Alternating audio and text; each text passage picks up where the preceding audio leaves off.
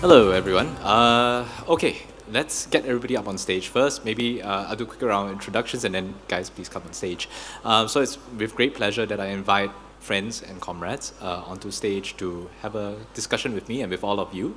First up, Adrian Au, Managing Director, Head of ESG Solutions Group Wholesale Banking from UOB. And next up, Emelia Tan, Director at SGX Group. And twin pillars of sustainability in Singapore, right? Esther An, Chief Sustainability Officer, City Developments Limited. Esther Chang, Executive Director, UN Global Compact Singapore. Please have a seat.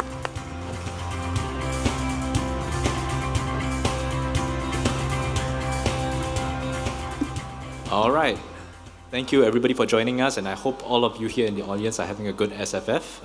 And it's an afternoon of a lot of discussions, and I hope you've made yourself available to made the coffee available to yourselves. That can be found in the lounges and in the food areas. We are here to talk about sustainability, but before we get into that, let me set some context, and I'll use a different analogy just to wake everybody up. I'll use an analogy of payments because I used to do payments. Now, I wanted you to think about it as a problems, solutions, outcomes kind of paradigm. When I did payments, it was 2019 to 2022. That coincided with COVID. When COVID happened, we said we need to get people on digital payments. Why? Because you can't transact using cash. We were all scared of it, right? So that was the problem. How do we go about it? Happily, we had some solutions in Singapore, right? We had PayNow, we had Fast, we had SGQR, right? And then we worked with the industry and many of the folks here, and in these 5 or 6 halls, to make sure that these solutions were adopted and widely adopted. And today, from an outcome standpoint, there is wide adoption. I think from an SGQR, I think the statistics-wise, 98% of businesses in Singapore today are on SGQR. So problems, solutions, outcome. Now, come to sustainability. We have problems. For sure, we have problems, right? And I think the way that I would characterize it is, at least we have 2050 we have 2050 commitments that we are working towards, but more immediately, we have 2030 as an inflection point. We know that emissions have to peak in order to then have a stable glide path on the way to 2050, right? Whether we can hit that or not, that's a challenge in front of us. Do we have solutions? Now, Greenprint is one aspiring solution. I think it's good for the host to mention that it's an aspiring utility. But again, when we solve payments, we didn't just solve it with a single solution. It was a whole bunch of solutions, right? And we had to work with the ecosystem to build those solutions up and get them adopted. Then there's a question of what's the outcome? At least from a 2030 standpoint, what do all of us aspire to achieve?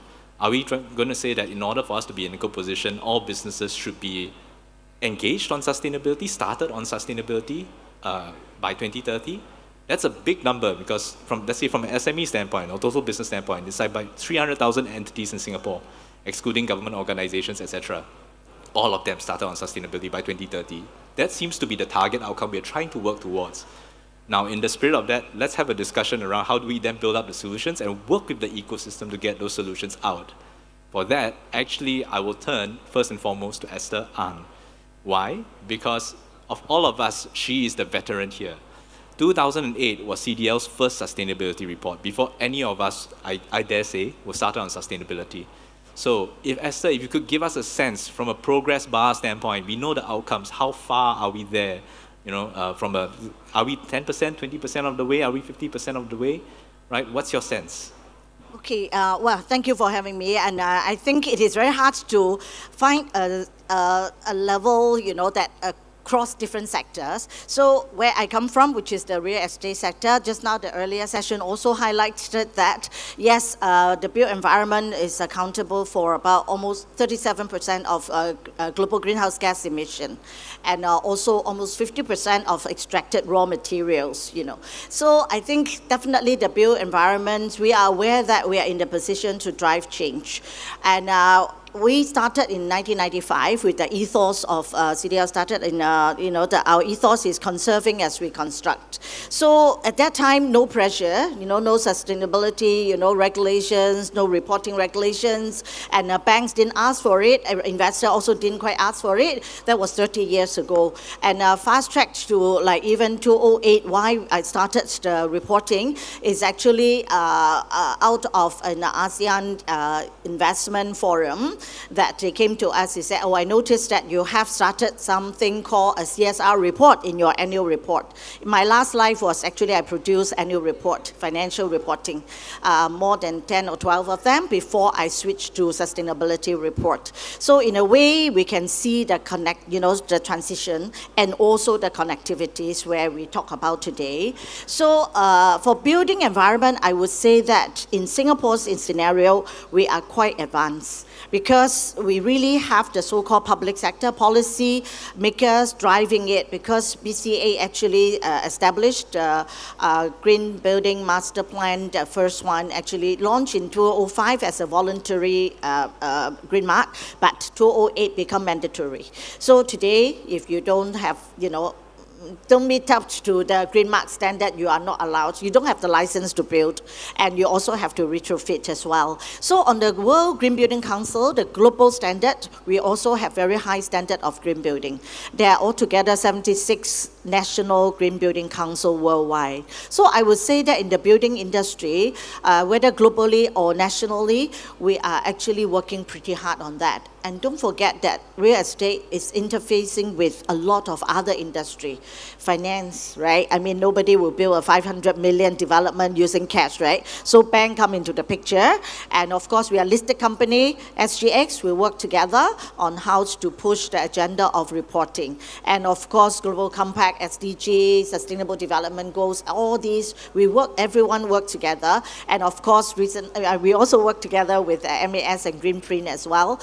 And on green financing, we started the first green bond in 2017. We're a little bit behind Europe and all, but I would say that in Asia, we are in a really good position to drive change.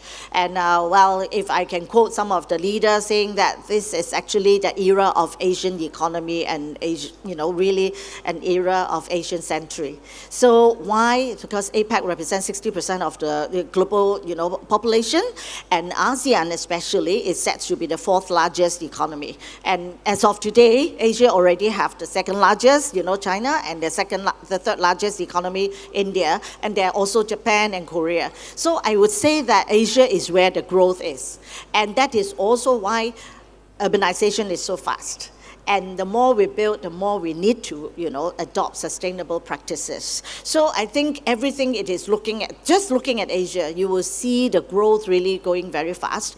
And to answer your question, whether 1 upon 100, where are we now? I think it varies because in Asia Pac is very big. So if you look at Australia, Singapore, or Japan, we are at a higher level. And there are also some emerging market is also growing very fast. So I would say that if you look at versus 2050 net zero target, I need to set a benchmark somewhere, right?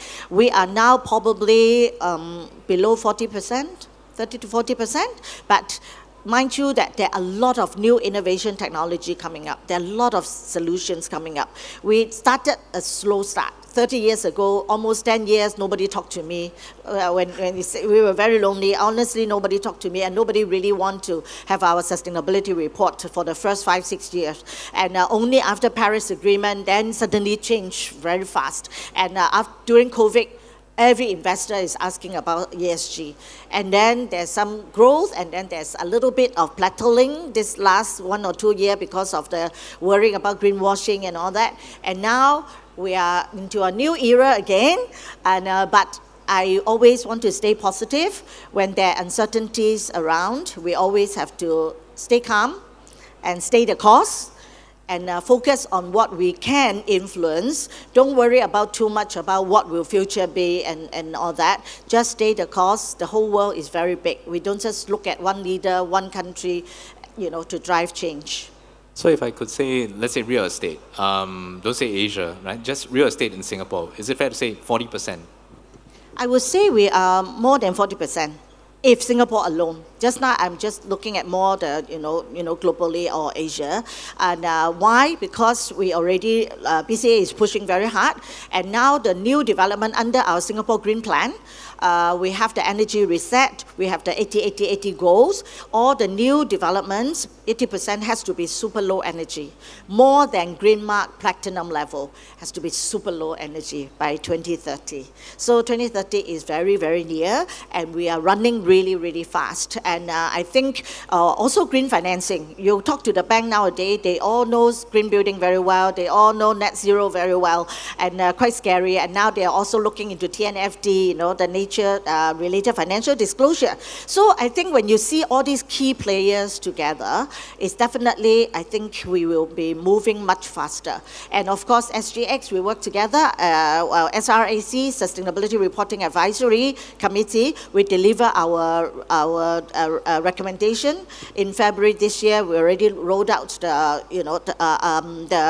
recommendation for our own Singapore Sustainability Reporting Standard, which is very aligned with ISSB, and also the harmonizing it with GRI, CDP, and as well as TNFD. There are a lot of acronym in our life, but I would say that Singapore is very good in all these best practices and policies and all. And when Singapore pledged to net zero, very clear that all the business sectors are falling in line, because, we are known to be really supportive. The PPP, it is very true. And we also have had a seat at the table for GRI. I'm very honored to be on the board, and also ISSB as well. So I think in terms of reporting, we are at a quite, advanced level. And without actually reporting can drive change. Only when you measure, you can manage. With that, I think that will help us to really plug the gaps and drive change faster towards, a net zero goal. Okay. So let's say, because now I have to be a data guy, right? So let's say it's 60-70%. So how do we bridge the remaining 30 to 40%, right? There's a technological aspect, because we're here at the FinTech Festival, but you've also mentioned SGX, right? Which I think SGX as the exchange, and there are 2 listed companies here on that exchange, right, has a role to play as well. You touch many, many listed companies, larger entities with high emissions, right? So maybe touch on the technology bit and how that can help edge the scale. Then I'll hand over to Emelia for the second part. I know you give 60-70 for me, but I think you are quite near. If you're talking about Singapore, there is a gap, towards 2030, but I would say safely about 60% plus or minus. And that key enabler, one is really the mindset of, and also how willing are the developers and the asset owner. So technologies are available to decarbonize, but they are not cheap, okay? The technology to measure, to get data is also available, but how do we deploy it effectively? And then, of course, technologies are not free and cheap, and that's where finance come into the picture. I will leave it to my fellow panelists to talk about money. And sustainable finance has helped us to drive action over the last few years, and not just bond, but green loan and also sustainability-linked loan. We actually established 2 very strong SLL, sustainability-linked loan, that packed to our 1.5 degree target. The other one is packed to our TNFD target. So when you set target, you can't just leave it vague. You have to be very specific and also show a pathway how you can achieve it. And the enablers are technologies and money. So I think that's very clear already, right? Emelia. Maybe some insights I can share what we're seeing from a reporting standpoint and a reporting lens, right? Esther and CDL, they're definitely very much up the curve, started the reporting as early as in the early 2000s. But over here in Singapore, right, sustainability reporting was brought in 2011 first. And then it was mandated in 2016, followed by the TCFD recommendations that started since FY22. And I think earlier, in a few months ago, you did see that SGX RegCo actually announced that starting from FY25, the listcos will then have to start doing the ISSB aligned reporting, right, specifically to climate-related disclosures, meaning to say that from FY25 onwards, Scope 1 and Scope 2 emissions will be compulsory to report. From FY26 onwards, Scope 3 is under review, perhaps starting with some of the larger listcos. And also, for those that are familiar with the Singapore listco landscape, is that every listed company needs to produce a sustainability report, right? So starting from FY26, what this means is in your annual report, it is mandatory for you to have 6 primary components. Now it's on a comply or explain basis. Starting on 26, it will be mandatory. And also, your SR has to be produced together with your AR. And starting from FY26, if you are seeking external assurance for your SR, you can produce it within about a 5-month period after your annual report has been produced. But from a reporting lens standpoint, right, we found that our listed issuers have really improved in this whole landscape of sustainability reporting compared to years ago, right?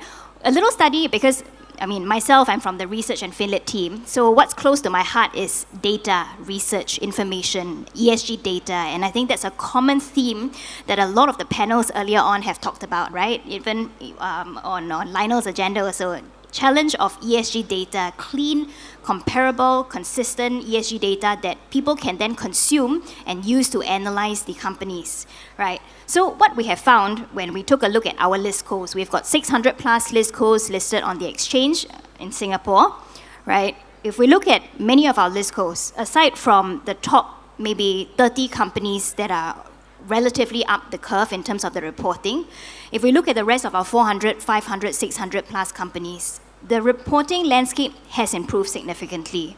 In a couple of years ago, if you look at the SRs, right, sustainability reports, a lot of it is qualitative in nature, maybe 80% qualitative, 20% with some quantitative ESG measures and ESG metrics, right? And I think a few years on, we find that there's a bit of a more balanced mix between the two. Not a 80-20, but I think we're hoping to move towards a 50-50%. Right? And what the SGX has done 2 years ago is that we have published a set of 27 core metrics, which is meant to kickstart and recommend all our listcos to have a baseline set of sustainability reporting in terms of the ESG metrics. Meaning to say that if all of our 600 listcos can report the same basic set of ESG metrics, 27, it's a balanced mix across E, S, and G, that will be very powerful in terms of the consumers, meaning to say the analysts, the investors, that will then use this kind of information for their own analysis, right? And which is where earlier, Lionel's question about tech coming in,